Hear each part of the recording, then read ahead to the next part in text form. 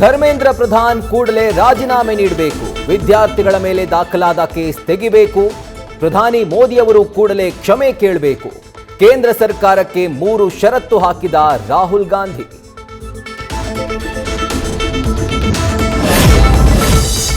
ವಿದ್ಯಾರ್ಥಿಗಳು ಕೇಳ್ತಾ ಇರೋದು ಪ್ರಧಾನ್ ರಾಜೀನಾಮೆ.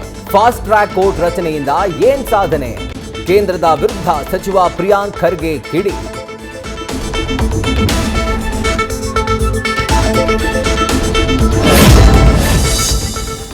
ಕೇಂದ್ರದ ವಿರುದ್ಧ ರಾಜ್ಯದಲ್ಲೂ ಹೆಚ್ಚಾದ ನೀಟ್ ಘಾಟು. ಹುಬ್ಬಳ್ಳಿ ಕಿಮ್ಸ್ ಗೇಟ್ ಮುಂದೆ ವಿದ್ಯಾರ್ಥಿಗಳ ರಚ್ಚು. ಮೋದಿ ಶಾ ಪ್ರತಿಕೃತಿಗೆ ಬೆಂಕಿಡಲು ವಿದ್ಯಾರ್ಥಿಗಳ ಕಿಚ್ಚು. ಹೈಡ್ರಾಮಾದಲ್ಲಿ ನೂರಾರು ಪ್ರತಿಭಟನಾಕಾರರನ್ನ ವಶಕ್ಕೆ ಪಡೆದ ಪೊಲೀಸರು. ಕ್ಷುಲ್ಲಕ ಕಾರಣಕ್ಕೆ ದೊಣ್ಣೆ ಮಾರಕಾಸ್ತ್ರಗಳಿಂದ ಯುವಕನ ಮೇಲೆ ಅಟ್ಯಾಕ್. ಕಲಬುರಗಿಯ ದೇವಲಗಾಣಗಾಪುರದಲ್ಲಿ ನಡೆದ ಘಟನೆ. ಗಂಭೀರ ಗಾಯಗೊಂಡ ದತ್ತು ಖಾಸಗಿ ಆಸ್ಪತ್ರೆಗೆ ದಾಖಲು. ನ್ಯೂಸ್ ಫಸ್ಟ್ ನಿರ್ಭೀತಿಯಿಂದ ನಿಮ್ಮ ಪರವಾಗಿ.